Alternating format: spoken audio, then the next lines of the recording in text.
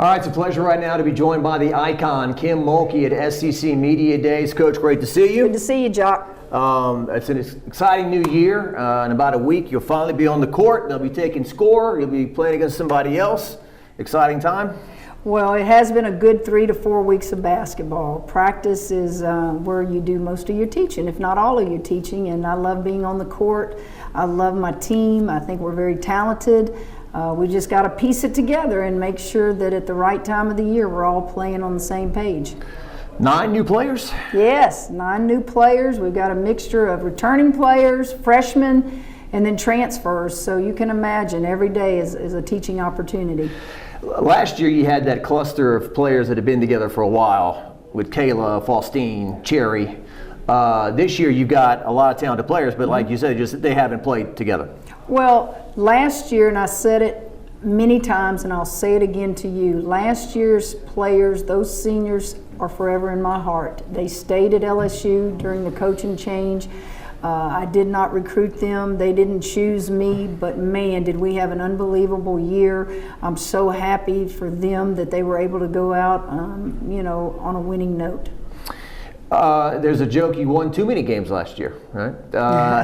Your first year, you gave them too much too early, but 26 wins last year, as we talked about in the big room, none of that carries over to this year, right? I mean, you're starting at the bottom again, and you've got to, like you said, you want to stack some years together and not be, okay, we one-hit wonder or whatever you want to say.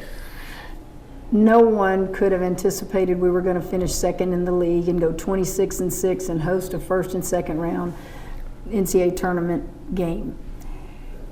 You have to make sure as a coach that the fans understand we are not the same team. We don't have those same players. We're talented and we're bringing in talent, but talent doesn't always win games or championships. So I think what they'll see that's similar right out of the gates is we're going to play hard. Kids are going to play hard. That's just who we are. But you're going to see a lot of mistakes early. You're going to see a lot of different lineups early, and maybe even losses early. But what matters is, are you heading in the right direction? And I just feel like we are. Angel Reese, the talk has been, and not to put too much pressure on her, but if she plays at the potential, this is a National Player of the Year or SEC Player of the Year type talent that you've got. What is she bringing to the team this year? Well, she's a phenomenal offensive rebounder. It's crazy how she just crashes the boards. Angel, I pick on her all the time. I don't know which hand is her dominant hand. She's so ambidextrous. When she gets a rebound, you don't know which hand she's going back up with. She shoots face-up shots with the left hand, but I'm not sure she's not right-handed. So she's just a competitor. You'll hear her a lot on the floor. She's very vocal.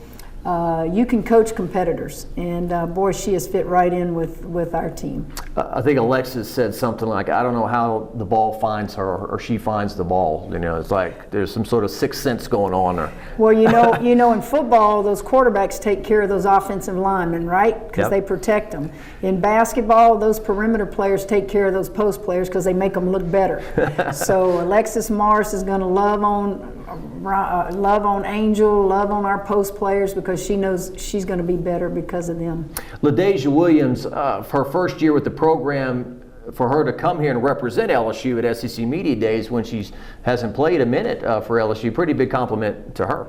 Well, she's a senior, and I have loved coaching her.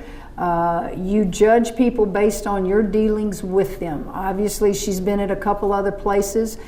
Transferring is the new thing to do, but we needed a post player. I needed experience at the post, and former player contacted us and said that, Coach, you need to check her out, and she's your kind of kid, and I can just tell you she's quiet, she does her job, she speaks quietly, but people hear her when she talks, and I just felt like she and Lex, being seniors, they needed to come represent our program. I was joking with her just now, not to put any more pressure on her, but when fans have seen her, is that Simone? Because like here, they looked Very similar. Yeah, well, I can tell you she's going to be one that the fans enjoy visiting with because she's just so pleasant, she's so respectful, she's easy to talk to, she's got a beautiful smile, and she's got a pretty awesome basketball game. 58% from the field, that's pretty also. Well, it is, and our fans, last year, you know, the game was nip and tuck. Yeah. She didn't play in that game, so people aren't going to really remember her. She was not in that game at all, and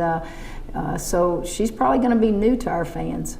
Alexis Morris last year, there was a streak like between February and like mid-March where she's like scoring 20, 25 points a game, and you know, you can't complain about it in the moment. You grinded out some wins without her, including a win at Tennessee, but obviously the offense took a big dip when she wasn't in the lineup. Well, she hurt us in the playoffs. When you get to the playoffs, you got to have all of your weapons, and we didn't.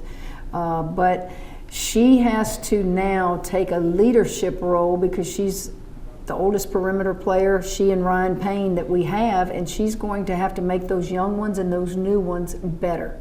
The great players make others better, and she's going to be used all over the perimeter. She may be point guard one minute, you see her in the off guard, you know, setting up a play for her to get a three-point shot. You do what you have to do.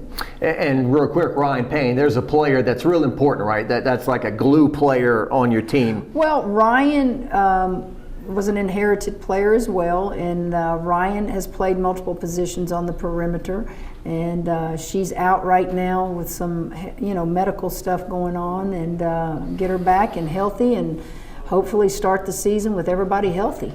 Bob Starkey, a tremendous history at LSU, men's side of things, the former Chris Jackson, now Mahmoud Abdul-Rauf, Shaquille O'Neal, coaching with Dale Brown, then on the women's teams that went to 5 straight Final Fours, including the one he coached, I think that was 2007, and then coached with Van Chancellor at another Final Four. I mean, he's just tied into all this stuff, and you got him back. Well, I never knew Bob personally, and I knew of him, I knew his reputation, and when I had an opening, I thought, why not?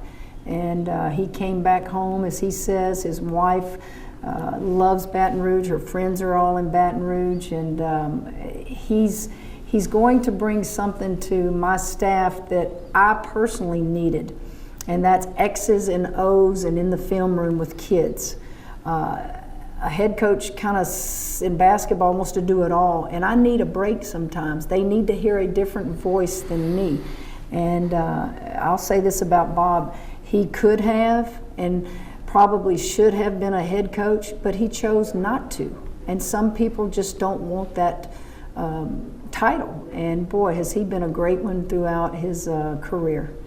I joked with him, like in music, some people are born to be the front man or the front woman, you know, like you. Who would you want to be, Stevie Nicks? But Bob, he plays the drums in the back. He never wanted that. Even in 2007, like, don't you want this? Don't you want to apply? Nah, that's not me. Yeah. So and you respect that. I know several coaches who've given it a shot, and they were like, I'm not head coach material. My comfort is at being an assistant. And I know this, that with the staff I have, if anything should happen to me on that sideline, our team is in good hands. All right, we'll leave with this. The Gritty, you were asked to do it today. Thought the performance was pretty good. What did you make of it? Look, for a 60-year-old woman, listen, as long as my bones will move and my body will move, it might not look good, but hey, I'm game for trying. I think the first comment on Twitter was, why does Kim Mulkey do the Gritty better than all y'all? I think was the first comment, I think. Well, you know, growing up in Louisiana, you learn how to eat at an early age. Some people learn how to drink at an early age. And then dancing is a big part of the culture. If you think of it, wedding receptions, the predominantly Catholic wedding receptions, we dance. And so music and dancing is something that I just grew up around. I'm not telling you I'm a good dancer, but I try. Fay-do-dos, they called those. And real quick, you've never had alcohol in your life? Never a drink, a drop? Nothing. Whiskey, beer, nothing? Kim, here, have a sip, nothing. Nothing. But I'm a great bartender.